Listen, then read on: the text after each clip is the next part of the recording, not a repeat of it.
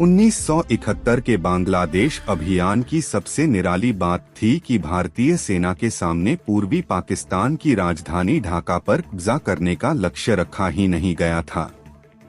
भारत की रणनीति थी कि पूर्वी पाकिस्तान की अधिक से अधिक जमीन पर कब्जा करके वहां पर बांग्लादेश की सरकार स्थापित की जाए ताकि भारत आए 1 करोड़ शरणार्थियों को वहां वापस भेजा जा सके। मिलिट्री ऑपरेशन के महानिदेशक मेजर जनरल के सिंह ने युद्ध की जो योजना बनाई थी उसके 3 बिंदु थे। श्रीनाथ राघवन अपनी किताब 1971 a global history of the creation of Bangladesh में लिखते हैं, योजना का पहला उद्देश्य था पूर्वी पाकिस्तान के 2 बड़े बंदरगाहों चटगांव और खुलना पर कब्जा करना ताकि और पाकिस्तानी सैनिक वहां न उतर सकें। दूसरा लक्ष्य था उन जगहों पर कब्जा करना जहां से पाकिस्तानी बल एक जगह से दूसरी जगह पर न जा सकें। विज्ञापन। वो आगे लिखते हैं, तीसरा उद्देश्य था पूर्वी पाकिस्तान को छोटे छोटे हिस्सों में बांट देना ताकि भारतीय सैनिक एक एक कर उन्हें अपने नियंत्रण में ले सकें। ढाका पर कब्जा करने की बात सोची जरूर गई थी, लेकिन उसे जरूरत से ज्यादा महत्वाकांक्षी मानकर छोड़ दिया गया था। यह मानकर चला जा रहा था कि इस पूरे अभियान में भारतीय सेना को 3 सप्ताह लगेंगे। सन 1965 के युद्ध में भारत का अनुभव था कि युद्ध विराम के अंतर्राष्ट्रीय दबाव के कारण इस अभियान को और लंबा नहीं किया जा सकता था। सैम मानेकशॉ ने जुलाई 1971 में अपनी योजना पूर्वी कमान के commander lieutenant general Jagjit Singh Arora को बता दी थी। अरोड़ा इस योजना से सहमत थे, लेकिन उनके chief of staff general Jacob ने इस पर अपना विरोध जताया था। जैकब का मानना था कि ढाका पर कब्जा करना भारतीय सेना का मुख्य उद्देश्य होना चाहिए था।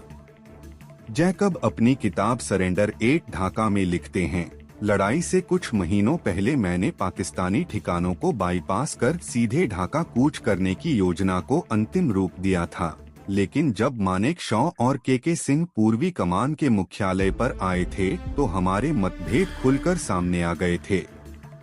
वो आगे लिखते हैं, जब के सिंह ने अपना प्लान सामने रखा तो मैंने कहा कि ढाका पूर्वी पाकिस्तान का जियोपॉलिटिकल हार्ट है। हम पूर्वी पाकिस्तान पर कब्जे की बात ढाका पर कब्जा किए बिना नहीं सोच सकते। जैकब के मुताबिक तब मानेकशॉ ने हस्तक्षेप करते हुए कहा था, आपको नहीं लगता कि अगर हम चटगांव और खुलना ले लेते हैं तो ढाका अपने आप गिर जाएगा? मैंने कहा मैं इससे सहमत नहीं हूँ। मैंने फिर दोहराया कि हमारा मुख्य उद्देश्य ढाका पर कब्जा होना चाहिए। इस पर मानेकशॉ ने कहा कि ढाका हमारी प्राथमिकता नहीं है। मैं इस पर कब्जा करने के लिए अतिरिक्त सैनिक नहीं दूंगा। इस पर जनरल अरोड़ा ने अपनी रजामंदी दिखाई थी। बाद में एयर चीफ मार्शल पीसी लाल ने अपनी आत्मकथा माई ईयर्स विद आईएएफ में लिखा था, हम ये मानकर नहीं चल रहे थे कि हम पाकिस्तानी सेना को पूरी तरह हराकर ढाका पर कब्जा कर पाएंगे। शुरू में लगा भी कि कुछ ऐसा ही होने जा रहा है। भारतीय सेना ने जैसोर पर तो 7 दिसंबर को कब्जा कर लिया था, लेकिन खुलना पर उसका कब्जा ढाका में पाकिस्तानी सेना के हथियार डालने के बाद ही हो सका।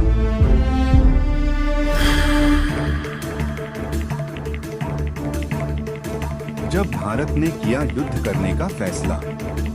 1971 की लड़ाई के 50 वर्ष पूरे होने के बाद भी बहुत से पश्चिमी लेखक भारत की निर्णायक कूटनीति और मुक्ति वाहिनी को प्रशिक्षित करने का श्रेय भारत को नहीं देते, लेकिन उनमें इस बारे में एक राय है कि इस मौके पर भारत के राजनीतिक दलों के आपसी मतभेद होने के बावजूद पूरा देश एकजुट था। अर्जुन सुब्रमण्यम अपनी किताब इंडियाज वॉर्स 1947 से 1971 फीट में लिखते हैं, शुरू में इंदिरा गांधी ने सोचा था कि मुक्ति वाहिनी को जिस तरह की मदद और प्रशिक्षण भारत दे रहा था, वो अकेले ही अपने बूते पर पाकिस्तान की सेना को हरा पाने में सक्षम होगी। वो आगे लिखते हैं, लेकिन उन्होंने इस बात का अंदाजा नहीं लगाया था कि पाकिस्तान की सेना की निर्दयता बढ़ती चली जाएगी और भारत में आने वाले शरणार्थियों की संख्या बढ़ती चली जाएगी। जब नवंबर आते आते भारत में पूर्वी पाकिस्तान से आए शरणार्थियों की संख्या 1 करोड़ पार कर गई और पूरी दुनिया ने इसे रोकने की कोई कोशिश नहीं की, तो भारत के पास पाकिस्तान से पूर्वी सीमा पर युद्ध करने के अलावा कोई विकल्प नहीं बचा। ये भी पढ़े, याह्या की अय्याशी की वजह से पाकिस्तान हारा था 1971 का युद्ध। बांग्लादेश के शरणार्थी।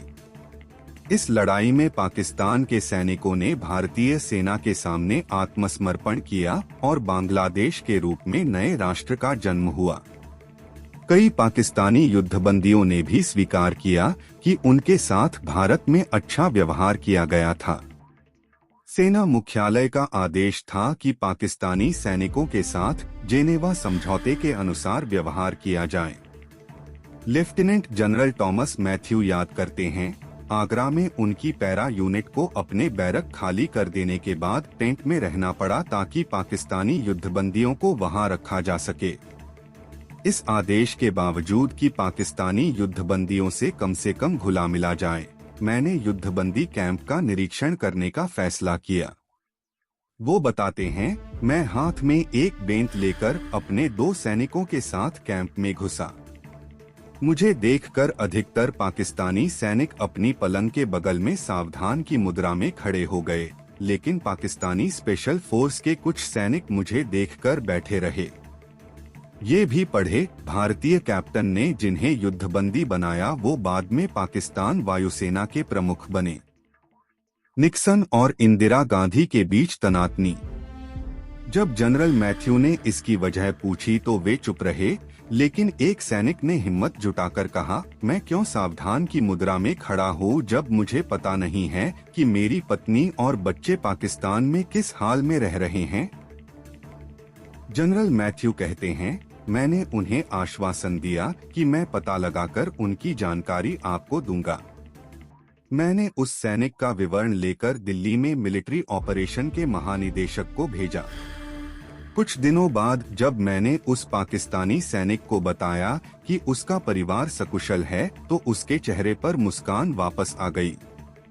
जैसे जैसे संकट बढ़ा, राष्ट्रपति निक्सन और उनके सलाहकार किसिंजर दोनों इंदिरा गांधी की अमेरिका की बात न मानने की नीति से काफी परेशान हुए। 7वें बेड़े के भेजे जाने का उन पर कोई असर न होना भी अमेरिकी नेतृत्व को बहुत खला। इंदिरा गांधी की व्यावहारिक राजनीति पर पकड़ के साथ साथ उनकी पूर्वी पाकिस्तान के लोगों की पीड़ा से पूरी सहानुभूति ने उन्हें सही फैसले लेने के लिए प्रेरित किया, जिसकी वजह से ये लड़ाई एक न्यायसंगत लड़ाई में बदल गई। 1971 की सफलता का सबसे बड़ा श्रेय युद्ध योजना को दिया जाता है, लेकिन इस योजना पर अमल lieutenant general Sagat Singh, captain Swaraj Prakash, group captain Wollen और ग्रुप कैप्टन चंदन सिंह के योगदान के बिना नहीं हो सकता था। अर्जुन सुब्रमण्यम लिखते हैं, अगर सगत सिंह ने अखौरा, भैरब बाजार और सिलहट को बाईपास नहीं किया होता, या चंदन सिंह ने MI हेलीकॉप्टरों के जरिए सैनिकों, हथियारों और तोपों को मेघना नदी के पार नहीं पहुंचाया होता, या ग्रुप कैप्टन वोलेन ने अपने पायलटों को तेजगांव हवाई ठिकाने पर डाइव लगाकर हमला करने के लिए नहीं कहा होता, या स्वराज प्रकाश और मेजर जनरल उबान ने करीब आधी डिवीजन भारतीय सेना को चटगांव सेक्टर में नहीं लगाया होता, तो ढाका 16 दिसंबर तक तो नहीं गिर पाता। खुफिया जानकारी काम आई। भारत की जीत का दूसरा बड़ा कारण था मुक्ति बाहिनी का पूरा सहयोग। लेफ्टिनेंट जनरल शमशेर सिंह मेहता कहते हैं, मुक्ति बाहिनी का सबसे बड़ा योगदान था भारतीय सेना तक खुफिया जानकारी पहुंचाना। वो बताते हैं, अगर हम बांग्लादेश में बिना किसी खुफिया जानकारी के गए होते तो पश्चिमी सेक्टर की तरह वहां भी हम गतिरोध में उलझ जाते। वो कहते हैं, लड़ाई के शुरू के चरण में मुक्ति बाहिनी की वजह से ही हमें पता होता था कि दुश्मन कहाँ है। अगर हमें वो जानकारी नहीं भी होती थी तो हम मुक्ति बाहिनी की सूचना के आधार पर उनके अगले कदम का अंदाजा लगा सकते थे। 1971 की पूरी लड़ाई में पाकिस्तान का रुख प्रतिक्रियाओं से भरा था। जब जनरल पिंटो से पूछा गया कि क्या आपको इस बात से आश्चर्य हुआ कि पाकिस्तान ने अपनी अतिरिक्त 6 आर्मर्ड डिवीजन का इस्तेमाल उनकी 57 डिवीजन के खिलाफ नहीं किया, तो उन्होंने कहा कि अगर उन्होंने ऐसा किया होता तो संभवतः मैं आपके सामने इस तरह बात नहीं कर रहा होता। इस अभियान की एक और खास बात रही कि ऑपरेशन शुरू होने से 6 महीने पहले भारतीय सेना ने सभी प्रशिक्षण और मूलभूत जरूरतों का अंदाजा लगा लिया था। दूसरी तरफ पाकिस्तान की युद्ध की तैयारी संतोषजनक नहीं थी और वो अपनी पूरी ताकत पूर्वी पाकिस्तान में असंतोष को कुचलने में लगा रहे थे। ये भी पढ़े जिन्ना को क्या बीमारी थी जिसका पता गांधी, पटेल, नेहरू को भी नहीं था। भारतीय वायुसेना ने पाकिस्तान का मनोबल तोड़ा। तैयारी के लिए मिले समय में भारतीय वायुसेना ने कुछ नए हवाई ठिकाने बनाए और अपनी वायु सुरक्षा को और मजबूत किया। दूसरी तरफ 1965 की लड़ाई में ठीक ठाक प्रदर्शन करने वाली पाकिस्तानी वायुसेना ने अपनी तैयारी में ढील बरत दी और एयर मार्शल नूर खां के प्रयासों के बावजूद अपनी सफलता को नई ऊंचाइयों तक नहीं ले जा पाए। एयर चीफ मार्शल पीसी लाल अपनी आत्मकथा माई ईयर्स विद आईएएफ में लिखते हैं, पश्चिमी मोर्चे पर भारत और पाकिस्तानी वायु सेना की ताकत लगभग बराबर होने के बावजूद भारतीय वायु सेना ने कुल 7,500 उड़ानें भरी, जबकि 1965 में 23 दिनों की लड़ाई में उसने कुल 4,000 उड़ानें भरी थीं। ये भी पढ़े आम की पेटियों में धमाके से हुई जिया उल हक की मौत। कराची पर नौसेना का हमला। भारतीय वायुसेना ने हाजीपीर में पाकिस्तानी आर्टिलरी ब्रिगेड और चंगामंगा जंगल में पाकिस्तानी हथियारों के भंडार पर हमला कर पाकिस्तानी वायुसेना का मनोबल तोड़ दिया। कराची बंदरगाह के पास कियामारी तेलशोधक कारखाने, सिंध में सुई गैस प्लांट, मंगला बांध और अटक तेलशोधक कारखाने पर बमबारी से भी भारतीय वायुसेना के दबदबे में बढ़ोतरी हुई।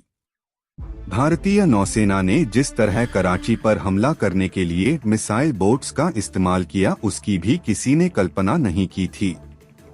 हमले के दौरान मिसाइल बोट के चालक दल ने आपस में रूसी भाषा में बात की ताकि पाकिस्तानी उनकी भाषा न समझ सकें।